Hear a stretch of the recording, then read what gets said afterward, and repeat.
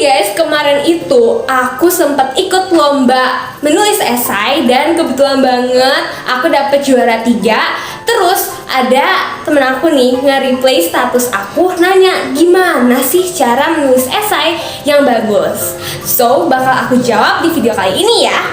Jadi guys, cara menulis esai yang bagus adalah tulislah sejelek-jeleknya.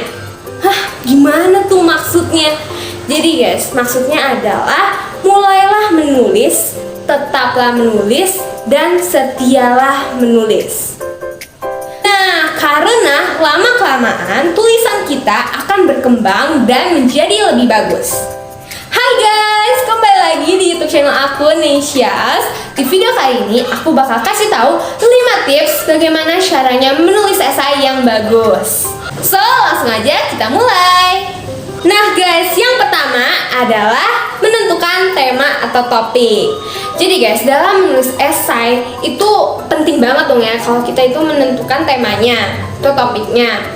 Contohnya pada lomba aku yang kemarin itu di lomba aku dikasih temanya itu tentang global friendship gitu.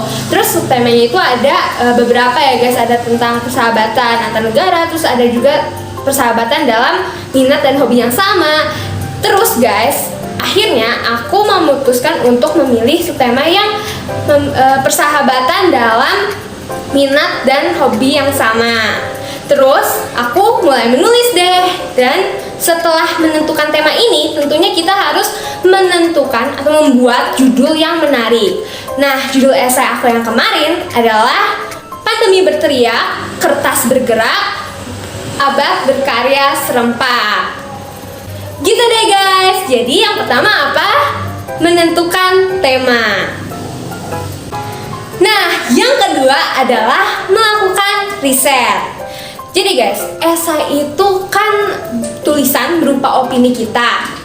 Nah, contoh nih guys, pada saat lomba esai aku yang kemarin itu kan ada tentang pandemi berteriak. Berarti aku ngeriset itu tentang pandemi guys di Google atau bisa juga di buku atau sumber-sumber terpercaya lainnya. Nah, aku risetnya apa? Aku mulai riset itu dari kapan pandemi itu terjadi, terus mulainya itu dari mana, terus juga berapa banyak orang-orang yang meninggal akibat pandemi. Nah guys, sebenarnya apa sih tujuan kita untuk riset?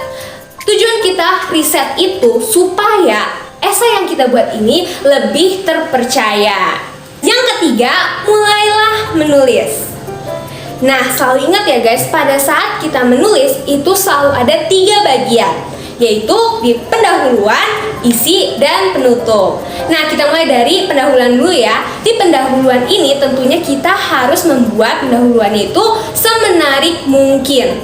Nah, terus masuk ke isi. Di dalam isi, yang paling penting adalah kita harus membuat kerangkanya dulu guys. Contohnya pada esai aku yang waktu itu lomba, itu kerangkanya ada 3, membahas 3 hal. Yaitu yang pertama itu tentang pandemi berteriak, berarti aku membahas tentang pandemi. Terus yang kedua itu aku membahas tentang kertas bergerak, berarti aku membahas tentang hobi aku, yaitu menulis.